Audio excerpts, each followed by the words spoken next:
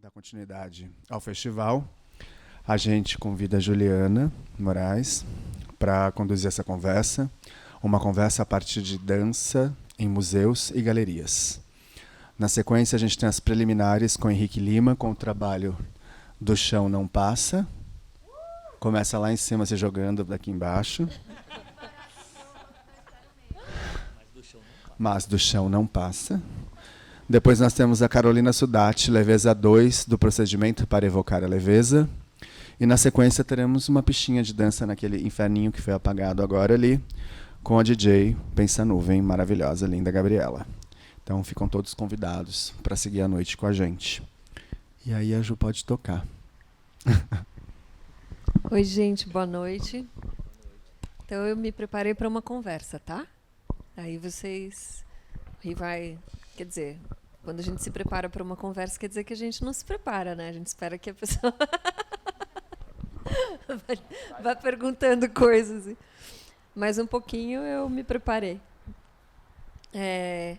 Quando o Ricardo falou desse assunto, é um assunto que me interessa, sobre o qual eu já pesquisei, escrevi algumas coisas.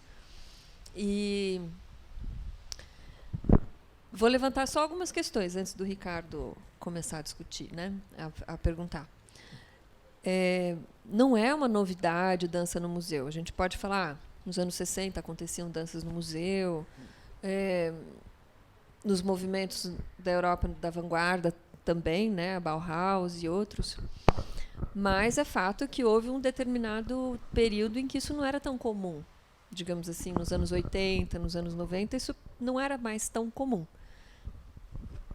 E aí, nos anos 2000, a gente começou a ver de novo a entrada da dança nos museus e nas galerias. E aí, o que mudou em relação ao que já havia acontecido nos anos 60 e nas vanguardas? Acho que isso que é interessante. Não é dizer foi a primeira vez que aconteceu, porque não foi.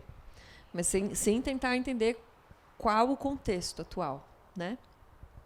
Eu gosto muito de uma teórica inglesa chamada Claire Bishop, e ela dá várias chaves boas de compreensão.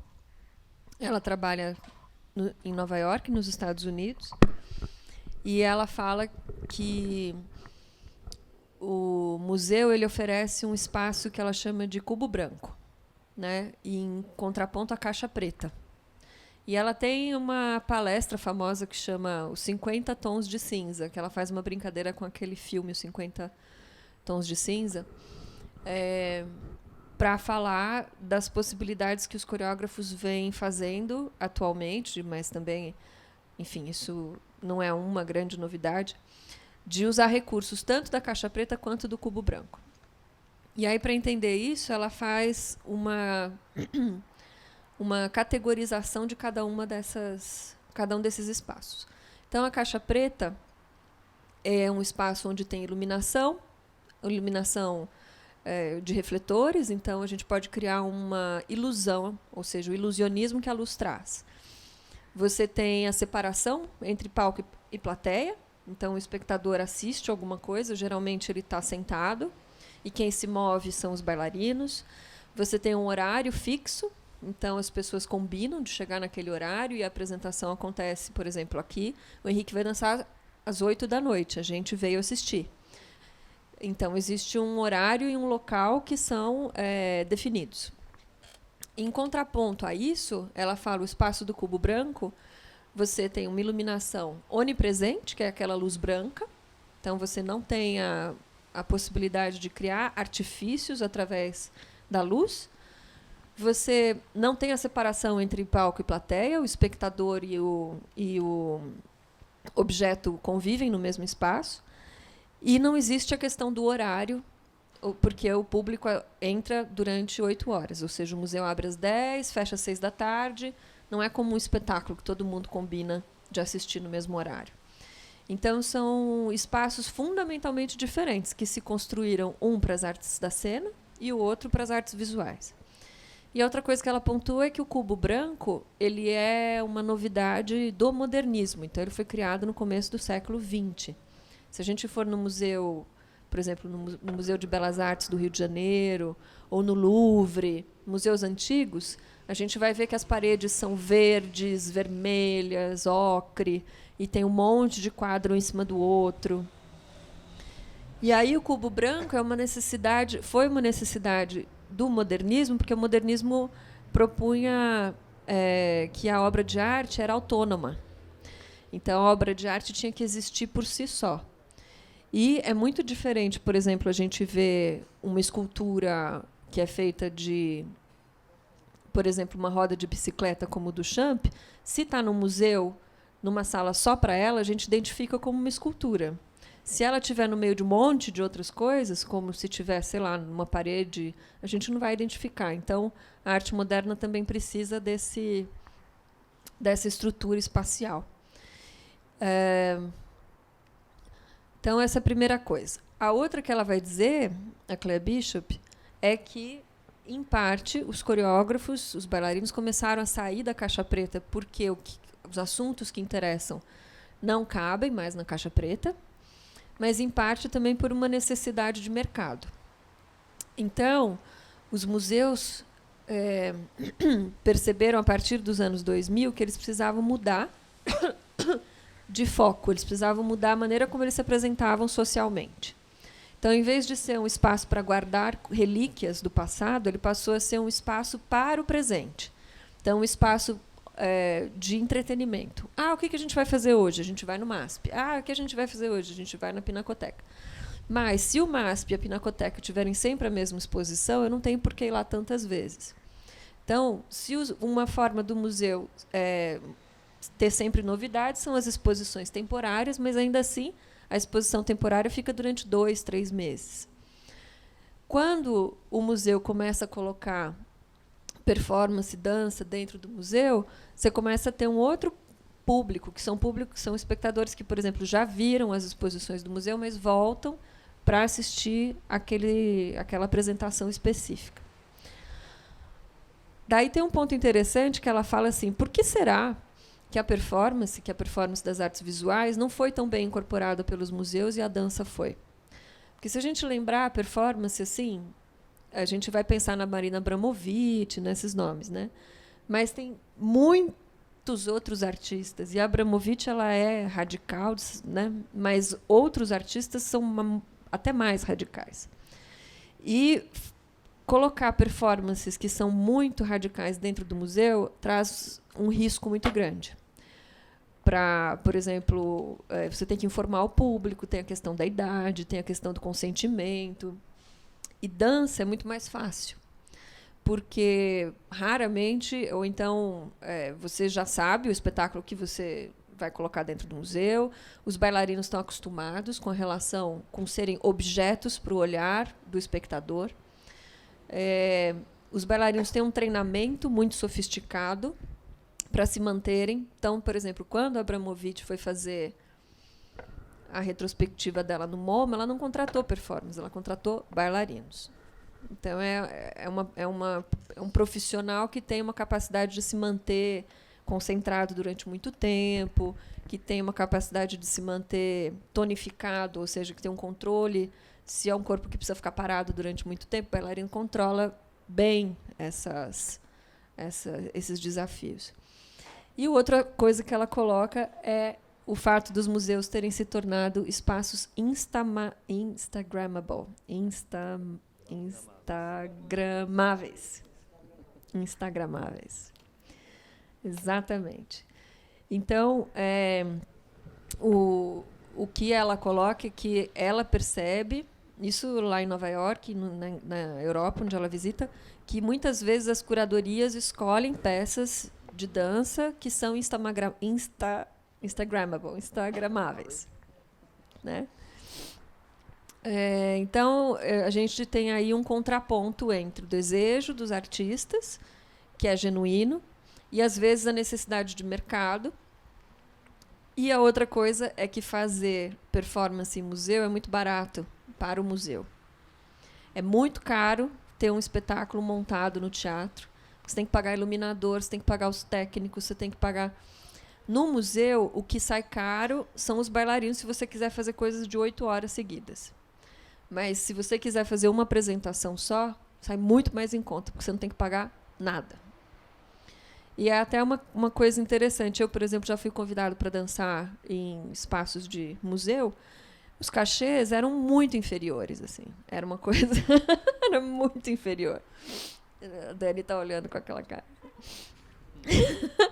Então, é até impressionante a falta de conhecimento dos curadores. É como se o pensamento fosse de comprar mesmo uma obra. Então, como você não está comprando nada, você só está fazendo uma apresentação, então paga-se bem menos.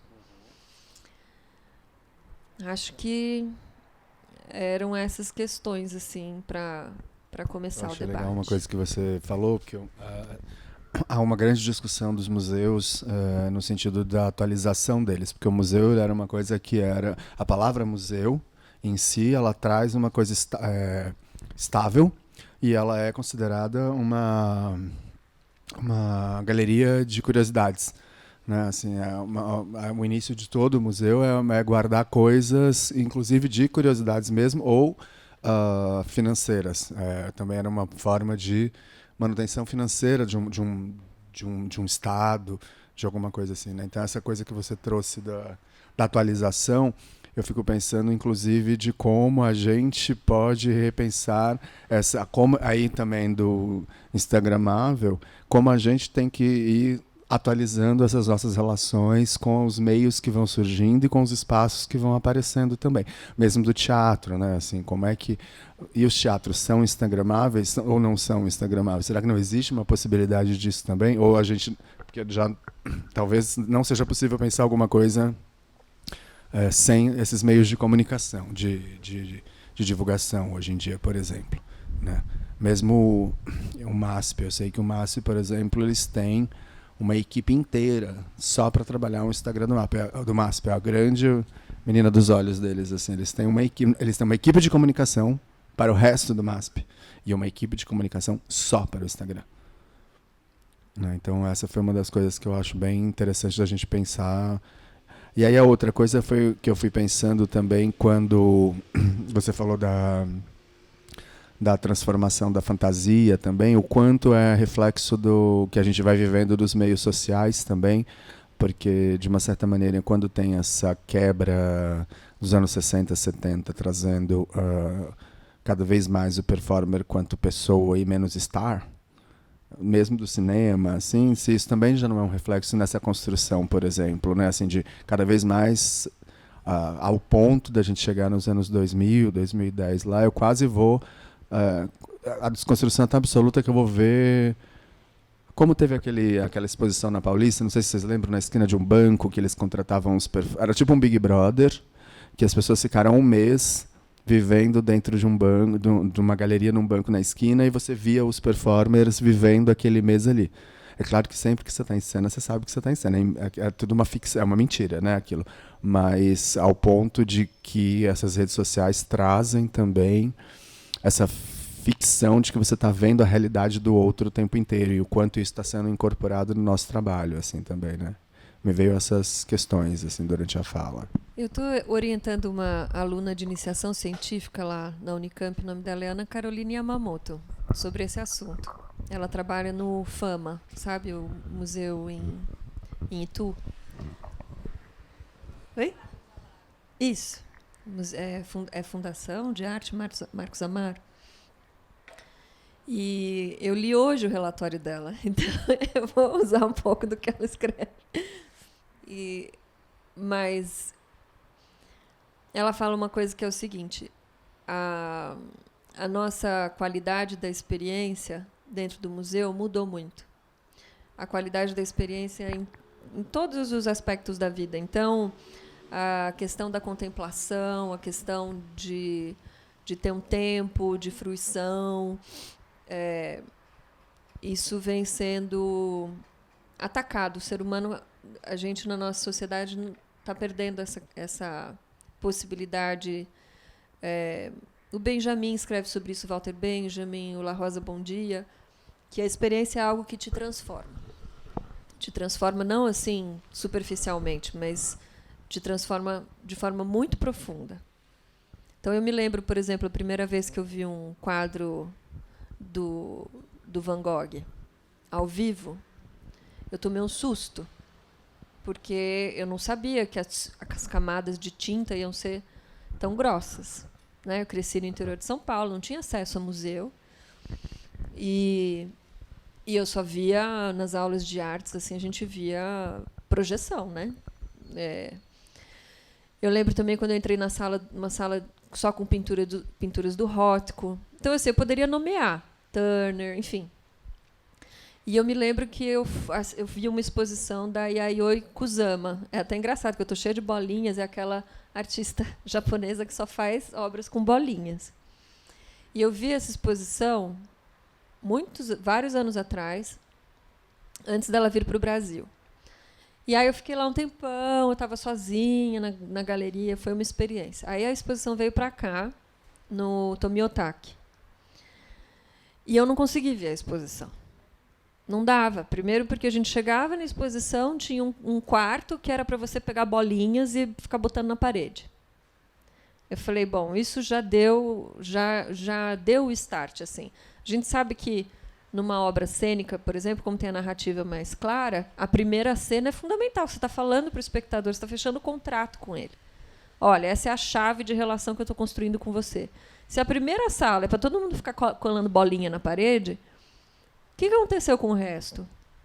Eu entrei na instalação da Yayoi Kusama, que eram pênis, eram falos assim no chão, só que de plástico, cheios de bolinhas vermelhas, e era uma sala de espelhos. A gente entrava em 4 pessoas, entre eu, o Gustavo, meu marido, e 2 moças. Eu não conseguia ver nada, porque elas só queriam que a gente ficasse tirando foto delas, com as bolinhas, lá dentro. E assim, eu falei, mas isso não é a obra dela. Então, esse tipo de exposição destrói a obra da Yayoi Kusama. E eu já vi isso com obras da Lygia Clark, já vi isso com obras do Elliot Sick. Você destrói a obra do artista, porque você coloca essa obra numa forma de relação, eu chamei de lúdica, num artigo que eu escrevi. Que é assim, você brinca um pouco com aquilo e tal, ai que legal, o objeto relacional, lá você mexe e pronto. E aí você vai embora para casa e aquilo não te altera. Nada. A Lígia, coitada, ela deve estar dando voltas e voltas no caixão. Porque o trabalho sabe? Então, existe uma perda da experiência do espectador e uma perda do trabalho artístico, eu acho. Uma coisa é você também fazer Instagrams assim, de obras fixas, de pinturas, esculturas. Outra coisa é você contratar bailarinos, que são pessoas, né? Único, exclusivamente, para o espectador ficar tirando foto. E, no começo, quando a dança entrou no museu, lá no começo, então, por exemplo, eu lembro de ver o Tino Segal na Pinacoteca. Lembra do Beijo, do Tino Segal? Um monte de amigo nosso dançou essa peça. Não tinha ninguém tirando foto. Não tinha ninguém. Eles ficavam ali em posturas super assim, lindas, instagramáveis, e ninguém tirava foto. As pessoas, de fato, apreciavam.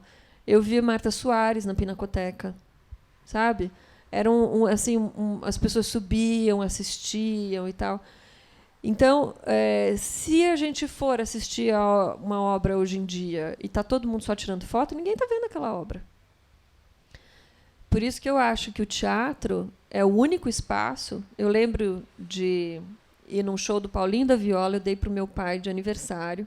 Fomos eu e meu pai, lá na Vila Olímpia, num teatro que eu nunca tinha ido.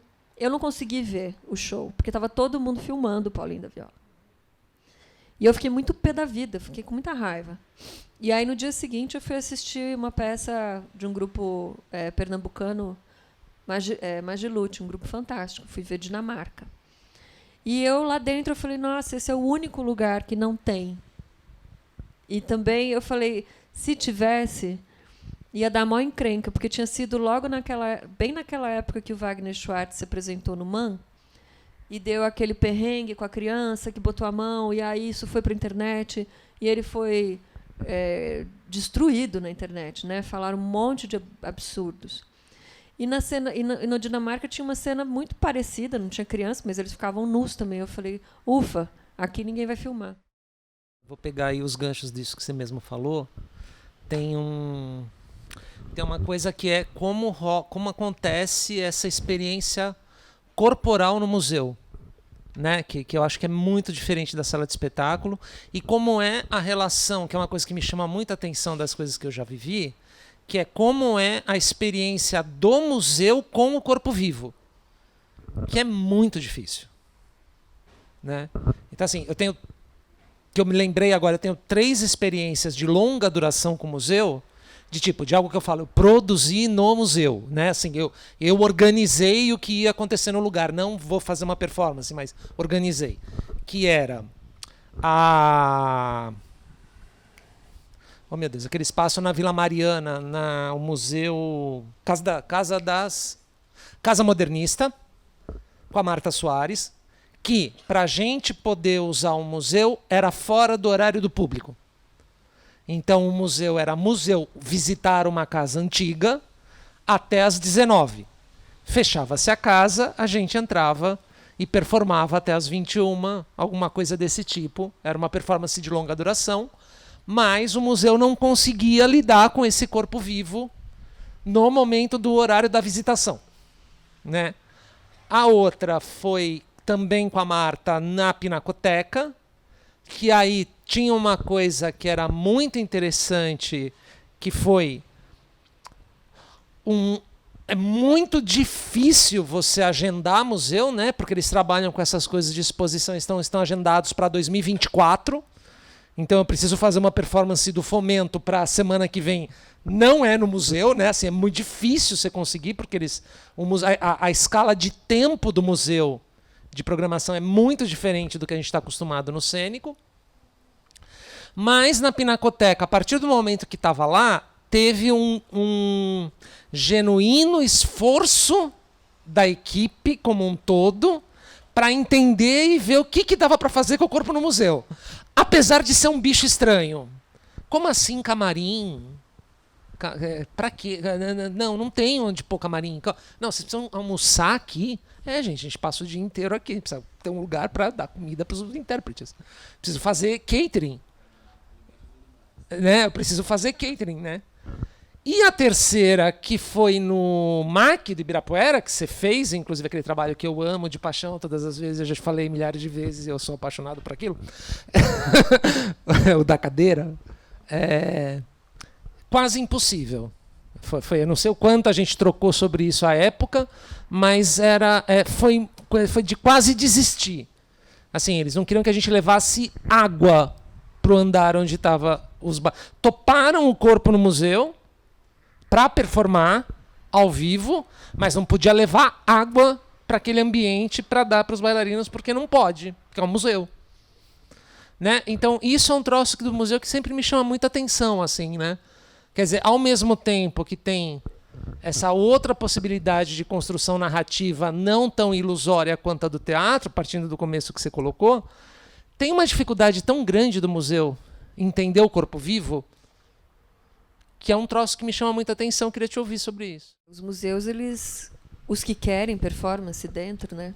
Pelo menos o que você está falando da Pinacoteca é que existia um esforço. Eu também já fiz lá uma instalação na exposição da Ana Maria Tavares, e a gente tinha que ensaiar de terça-feira, que era o dia que o museu fechava, a gente ensaiava em lugares que não tinham, enfim. Foi assim também. Mas tinha a vontade daquilo acontecer. Eu sinto que, se essa tendência continuar, vai ter que ter um ajuste. Porque de fato, são duas estruturas completamente diferentes. Quando você fala numa estrutura cênica, ela não surgiu de uma hora para outra, ela tem séculos. O teatro italiano, a gente estuda assim, a história da arquitetura teatral. Tudo bem, você tem na Grécia o teatro, mas aí você tem o surgimento do teatro como a gente conhece no Renascimento, com a perspectiva, a construção da perspectiva, a possibilidade de assistir alguma coisa que seja 2D, que você vai ver como 3D. Então, é como se fosse assim, uma tecnologia que foi desenvolvida durante séculos toda a tecnologia da iluminação, que no começo era feita com gás, era feita com vela, depois foi feita com gás, e depois hoje em dia LED, que é uma outra revolução, que a gente consegue fazer teatro sem gastar aquela fortuna de energia elétrica, uma outra revolução. Não dá para de uma hora para outra você ir para um espaço que não tem nenhuma estrutura e exigir desse espaço o mesmo tipo de estrutura. Então, por isso que a Claire Bishop vai falar de zona cinzenta. Ou seja, a zona cinzenta é porque você tem que fazer uma série de negociações. Então, a peça que você produziu, minha, lá no MAC, ela era no museu, mas tinha refletor. Né? A obra da Yonashiro também tinha refletor. Então, era algo que ficava no meio do caminho, tinha horário. Então, é como se você pegasse um pouco daqui, um pouco dali, um pouco desse, um pouco daquele, e você vai fazendo, né, um misturado. Por exemplo, o MASP, o ano passado ia ser o ano da dança lá no MASP. Aí foi cancelado. Eu ia dançar. Aí me chamaram lá e falaram, você vai dançar nesse espaço. Aquele espaço gigantesco do subsolo. Absolutamente gigantesco. Eu falei, nossa, eu vou botar... Era esse da cadeira, eu vou botar uma cadeira aqui. Ah, não! Mas aí você vai ter que dançar em cima de uma instalação da Carla Chain. Eu falei, como assim? Não, a Carla Chain está criando uma instalação. E a Carla eu conheço, ela é amiga da minha irmã. Ai, obrigada. Eu falei, gente, mas o que a Carla vai fazer? Ela ia fazer parede, ia fazer não sei o que. Eu falei, mas não dá. Como assim a gente vai dançar no meio de uma instalação? Não faz sentido. E depois a Carla teve que refazer o projeto não sei quantas vezes. No final, a minha irmã me mostrou o projeto dela. Era um chão, assim, todo desenhado. Então, teria sido uma negociação muito difícil. Muito difícil. Enfim, eu não sei também. A gente precisa ver se essa tendência continua. Às vezes é modismo, né? Me parece que alguns museus, pelo menos a gente está falando aqui, assim, a pandemia parou com tudo, né? Mas me parecia que era uma tendência. Não sei como é que isso vai retornar, mas não só a questão de como lidar com corpos, é a questão econômica também, como pagar por esses corpos. Esses corpos não são só assim, é um objeto, ele precisa estar lá. Não, esse corpo, o que você paga para ele agora por uma apresentação, tem que ser suficiente para ele viver o mês inteiro. Como assim? Não faz sentido. Não, mas esse corpo não come sozinho, esse corpo não paga aluguel sozinho. Então, a gente não tem essa economia ainda.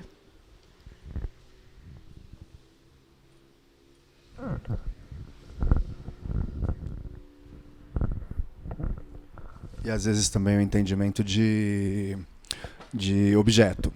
Eu fiz a abertura da Bienal há uns anos atrás com aquele trabalho do William Poupel, era a Bia, e a gente fazia performance caminhando pela cidade, uma mini coreografia de 1 minuto e meio, 2 minutos, não me lembro exatamente, em que a gente repetia sequentemente andando pela cidade. E no entendimento dele, como ele era uma coisa sobre exaustão, a gente andava 8 horas sem parar fazendo essa coreografia durante 3 dias. Eram 24 horas a coreografia, só que trocava de pares a cada 8 horas. E chegava na 4ª hora que a gente estava fazendo. Eu entendo que é exaustão. Assim, tipo, claro, todo mundo já trabalhou em algum momento, né? Assim, mas chegava uma hora, depois de 4 horas que a gente estava... Era bem pago, inclusive. Mas depois de 4 horas eu estava assim, gente, minha perna... Não vou conseguir chegar até onde eu tenho que chegar. A gente saía, sei lá, da Paulista, andava o centro e voltava para Paulista. Assim, ia até o Anhangabaú e voltava para Paulista. Assim, então. E aí esse entendimento de corpo, objeto também, assim, porque entende-se que aquilo é uma obra. Tipo assim, porque, gente, eu não sou uma obra também, assim, calma aí, assim, né? Era uma loucura, assim. E voltar no dia seguinte, com a perna, assim, totalmente... acabada. Falou, a gente não vai dar, não vou conseguir fazer esse negócio amanhã, assim. A gente chama de uberização de todo o trabalho, né? Então, o artista visual, ele é convidado para a Bienal, ele não precisa treinar com ninguém do país dele, então é uma obra muito barata. Porque ele não precisa botar 4 bailarinos ou, sei lá, performance dentro do avião, trazer eles para cá, pagar comida, pagar hotel. Não, ele contrata aqui. E isso a gente viu já com o Tino Segal no Pinacoteca, a gente já viu com o Jérôme Bel, né? Chega aqui, contrata todo mundo aqui, paga por aquele momento de trabalho e aí vai embora. Você falou, foi bem pago. Mas é uma relação de trabalho que é uma relação de Uber. Você recebe, o cara vai embora. E a gente meteu tanto pau nas companhias, eu fui da geração assim que metia pau em companhia, que não queria saber de companhia, que o bailarino ficava na mesma companhia a vida inteira. Aí ele... Mas sabe o que acontecia? O sujeito entrava na companhia, vamos falar, sei lá, Cisne Negro, estágio, ele dançava 25 anos para o estágio. Depois ele virava professor. Ele tinha emprego a vida inteira. E era assim, no Balé da Cidade não, porque a relação era ruim. Mas nas companhias internacionais, aqui no Grupo Corpo, no Cisne Negro. Né? Então o bailarino ele era contratado por CLT, recebia todo mês. No final da vida, porque a gente vai se machucando, a gente não consegue ficar em cena até os 60 anos. E, com 40 e poucos anos ele já mudava de carreira, de repente começava a dar aula e pronto, ficava. E agora? Não tem. Então, não é uma coisa que está afastada, que está separada de todo um sistema de mercado, de todo um sistema que se organiza para que a economia funcione de uma determinada maneira. Então, a arte não é algo que está ali acontecendo, ou então aquela ideia de que o artista tem antenas que está, na verdade, vendo o que vai acontecer, ou seja, como se ele fosse assim, um gênio. A gente vive a realidade que a gente precisa viver no momento. Então, existe também uma relação nas artes visuais, principalmente com o modernismo, mas mais forte a partir dos anos 60, os artistas visuais começaram a virar como se fossem arquitetos. Eles não põem a mão na obra. Não estou falando assim de quem continua fazendo pintura, essas coisas artesanais. Não, estou falando de quem faz projeto, quem faz instalação, tal. O cara faz o projeto e aí quem vai executar são os executores, por exemplo, de uma casa. Você vai contratar pedreiro, você vai contratar mestre de obra, você vai contratar um sujeito que trabalha com cimento, você vai contratar essas pessoas. Eles fazem a obra para você, você ganha o dinheiro do artista. Tem até uma obra agora eu esqueci o nome dele. Já lembro, é um espanhol, muito bom. E ele risca as costas de uns garotos em Cuba, paga $30, faz uma tatuagem, assim, uma tatuagem na mesma linha. E esses meninos dão as costas para fazerem isso. E esse artista, que eu já vou lembrar o nome, ele fez, por exemplo, um vídeo que é um morador de rua falando para o vídeo: eu estou ganhando aqui, eu não me lembro exatamente quanto, $10, $20, mas esse vídeo daqui a pouco vale 70 não sei quantos. Quer dizer, está falando também sobre essa coisa do capitalismo que a gente vive hoje em dia, que separa completamente o trabalho do valor do trabalho. Então, eu vou dar um exemplo. Esse exemplo, quem fala é o Derrida que fala isso, né? Que você tem a separação entre o signo e entre o significante e o significado. Então, por exemplo, quando a minha mãe era criança, ia uma costureira na casa da minha avó e costurava, passava a semana, dormia lá no interior e costurava para a família inteira. Eram 8 filhos. Eu ainda tenho um casaquinho da minha mãe de quando minha mãe tinha 15 anos. E a minha mãe fala: essa lã é muito boa, essa lã é maravilhosa. E minha avó, qualquer roupa que eu tava, ela pegava na mão e ela falava: isso daqui é 100% algodão, isso daqui é linho, nossa, isso daqui era por isso que valia a pena, né? Hoje em dia eu entro numa loja, sei lá, quero comprar uma roupa de luxo da Gucci, eu vou pagar uma fortuna. Minha avó, provavelmente, se não tiver etiqueta, ela vai pegar assim e falar assim: nossa, mas isso aqui não é linho puro, isso aqui, sabe? Por quê? Porque o que importa não é a qualidade da roupa, é a marca. Então, você tem uma separação entre o trabalho que você faz e aquilo que você, de fato, recebe. Essa é a estrutura que a gente vive hoje em dia. Então, o artista visual, Por exemplo, eu estou orientando não, tenho como aluno o Flávio, que dançou no Balé da Cidade muitos anos. Ele está fazendo doutorado lá na Unicamp. Ele dançou aqui na Bienal, não lembro o nome do artista, mas o artista contratou bailarinos do Balé da Cidade, e os bailarinos ficavam na Bienal dançando a memória que eles tinham. É uma puta sacada. Então, o Flávio ficou pensando, nossa, o que eu já dancei? Aí ele ficou lembrando, eu já dancei isso, já dancei aquilo, já dancei aquilo outro. Você fala assim, super projeto. O artista nem veio. Nem olhou o que ele estava fazendo. Delegou totalmente. Aí, o bailarino ganhou como um operário, né, como uma pessoa que faz o trabalho, e o artista visual ganhou como, eu estou chamando de o arquiteto. Então, essas relações, que são relações éticas, elas também não estão bem delineadas. A gente levou séculos para delinear isso no campo das artes cênicas, e ainda delineia mal. Mas a gente sabe, por exemplo, bom, se você vai fazer um espetáculo, quantas semanas você tem de ensaio? Você vai me pagar por hora? Você vai me pagar por semana? Você vai me pagar por trabalho? Mas no universo do museu não tem nada estruturado. Não tem. O corpo é um objeto estranho. O corpo é um objeto estranho para esse lugar, exatamente. Mas ele está sendo incorporado de um jeito economicamente. Quer dizer, em vez do museu se modificar para incorporar o corpo do bailarino, a gente que está se modificando para entrar na forma econômica do museu. Me lembrou um pouco, eu tenho estudado um pouco a Marta Marandino, da USP, que é uma estudiosa de museus, só que de museus de ciência. E ela fala, porque eu estou tentando fazer, a partir da obra dela, dos estudos dela, uma coisa do teatro, que ela trabalha sobre a atualização dos museus. Só que ela trabalha, aí eu lembrei um pouco quando você falou da interação com as obras, só que ela trabalha em relação aos museus de ciência. Então, nos museus de ciência, essa interação é importante, porque você pega a criança e estuda lá. Especificamente ela trabalha com animais, assim, então animais peçonhentos. Aí você bota lá e aí você fala sobre animais peçonhentos, não sei o que, depois você bota umas cobras de brinquedo lá, não sei o que, para a criança interagir com aquilo, e aquilo tem uma importância educativa. Aí eu não sei até que ponto numa obra artística tem que ter essa interação. Então são atualizações completamente diferentes, né? Assim de coisa. Aí lembrei de outro depoimento, duas fofocas, assim, né?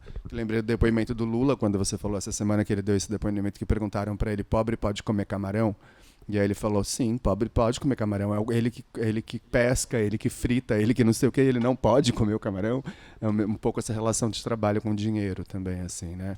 E também a da Gucci, do filme da Gucci, que você falou da Gucci agora, que tem a cena da menina que ela chega em casa e aí ela vê a empregada botando uma bolsa em cima da pia. Assim, ela olha uma bolsa da última coleção da Gucci.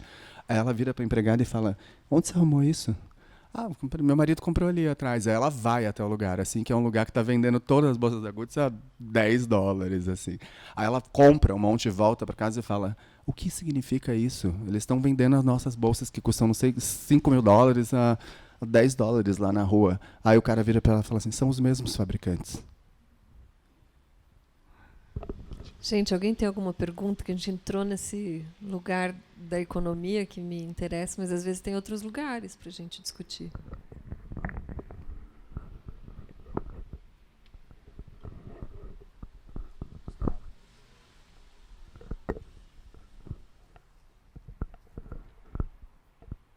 Não é exatamente uma pergunta, mas agora essa fala do Rick me fez lembrar de um livro que eu li um trecho há muitos anos atrás e me marcou, que chama Objeto Ansioso. Não sei se vocês conhecem, que é de um cara que chama Rosenberg, que é um crítico de arte, e ele fala, na verdade, num movimento já desde a década de 60, de que não existe mais uma obra de arte que não seja ansiosa, porque antes da obra de arte surge o artista, né? Então se perde a relação de artesania, e aí toda a relação, o crédito de se é arte ou não é arte tem a ver com o histórico que esse artista tem. Então primeiro ele precisa criar todo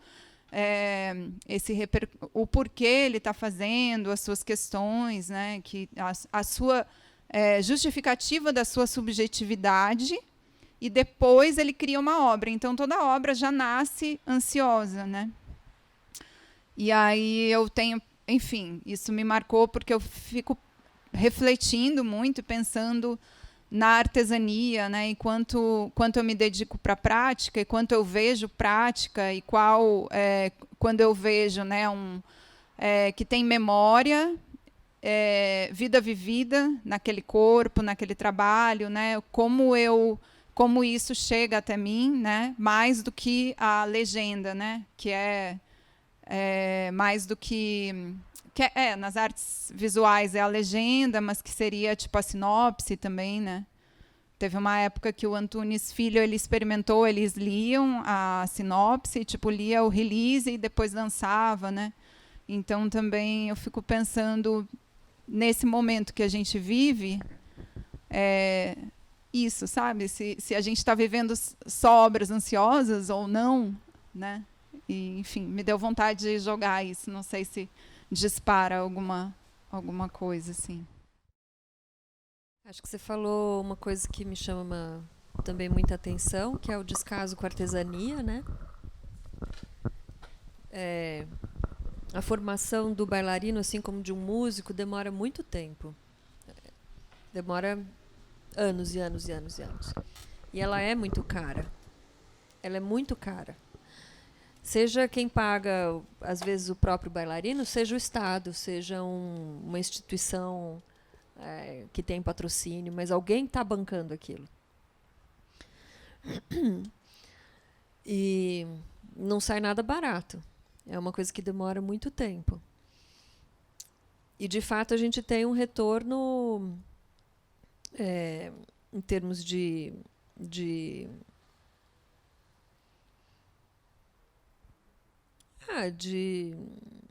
não só de recepção, mas de status social, de repente, né? Um retorno que não é do tamanho que deveria ser, por tanto de dedicação que a gente se coloca. Eu acho que isso... Mas isso acontece em todas as áreas, eu vejo. A artesania perdeu desde o começo do século XX. A Revolução Industrial veio e destruiu a artesania. Destruiu. E eu já li alguns textos que dizem que o teatro não foi destruído pela... Quer dizer, o teatro não conseguiu se industrializar. O teatro e a dança. São ainda processos muito artesanais. E, por isso, eles custam muito caro. E, por isso, a gente só consegue produzir arte de qualidade quando existe subvenção. É como se a gente ainda ficasse se perguntando, né? Por que eu não consigo viver do meu trabalho? Por que eu não consigo viver da minha renda? E aí a gente escuta a Fernanda Montenegro falando, a gente conseguia vender ingresso, a gente fazia 2 peças de quinta a domingo, fazia peça terça-feira, a gente vivia do ingresso. Mas não adianta, hoje em dia você não vai vender ingresso a R$200, você não vai vender ingresso a R$100, e você não vai fazer uma peça de terça a domingo. Em nenhum lugar do mundo, a não ser na Broadway. E a Broadway, ela lança 100 peças para ter... É que nem, sabe, venture capital, capital de risco? Você investe em 100 startups, porque 5 daquelas vão fazer milhões e milhões. Então, você vai ganhar o dinheiro e vai compensar. Na Broadway é assim também, porque a grande maioria não dá lucro. Para mim, isso foi uma chave assim, de compreensão.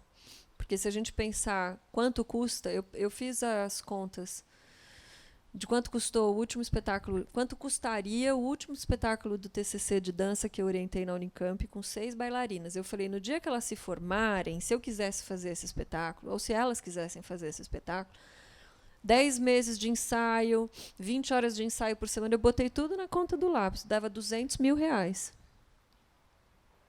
falei, gente, mas ninguém vai fazer 200 mil, ninguém vai dar R$200 mil para... Porque está tudo embutido. Mas está embutido onde? Nas professoras, nos espaços que estão ali, nos espaços onde elas estudaram antes de entrar na Unicamp, em todo aquele conhecimento que está instituído ali naquela universidade. E depois você também joga fora, porque é um espetáculo de R$200 mil, que você apresenta 3 vezes, os sujeitos se formam e você nunca mais vai ver. Ninguém vai ver aquele trabalho. É um trabalho de escola. É considerado como um trabalho de escola. Então, eu acho, enfim, essa questão. Mas eu não sei também, para mim não tem muita solução. Eu não vejo assim uma solução no sentido de novas formas de produção. Eu vi uma na Argentina que eu achei bem interessante, que eram peças de 15 minutos para 15 espectadores. Não sei se vocês já viram isso. É muito legal. Você chega, é um bar. Eu acho que eles devem ganhar muito dinheiro até mais com o bar. Aí tem 10 peças na mesma noite, mas as peças têm 15 minutos. 6 salinhas pequenas. Aí você assiste uma, paga o ingresso, assiste. Aí é sempre comédia. Você sai e fala assim, aquela lá eu não vi. E aí você entra e sai. Numa noite você assiste 4 peças. E entre as peças você toma cerveja. Super funcionou. E é um negócio que tem na Argentina, tem na Espanha, tem em vários lugares. Assim. Acho que chama 15 por 15.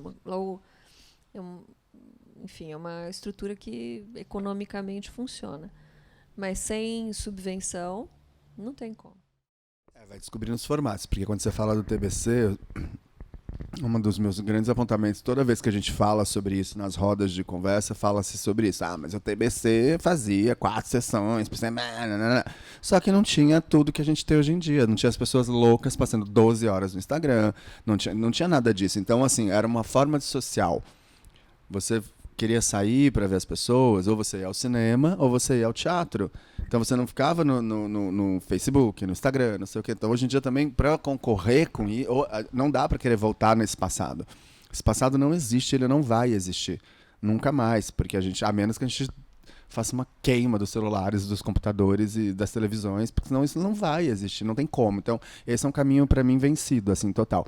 O que se descobre são formatos novos, como, por exemplo, quando foi o Terça Insana, que surgiu aqui há 20 anos atrás, trouxe esse formato stand-up, que botava 500 pessoas por noite lá dentro, rodava, as pessoas voltavam sempre porque rodava os performers, né? Cada noite eram 8 performers que fazia 6, 8 performers que fazia as comédias lá. Então hoje sou eu e a Ju, amanhã é o Henrique e a Carol, e amanhã depois é a Dani com o Zé, e aí vai rodando nesse sentido. Mas eles descobriram um formato que também já sobrevive hoje em dia, mas está quase vencido. Também já não é mais aquele público de 500, era naquele estúdio da... Quando eles começaram, era ali naquele estúdio na esquina do FINAC, ali no Domingos de Moraes, Domingos de não sei o que, ali, assim, que era 600, 700 pessoas por noite, pagante. Entendeu, assim? E depois virava uma balada, né? Agora você falou uma coisa interessante, porque, por exemplo... Gente, tá chovendo mesmo. Continuamos essa conversa lá pra dentro, tomando um drink, informalmente. Muito obrigado por todos. Ju, obrigado.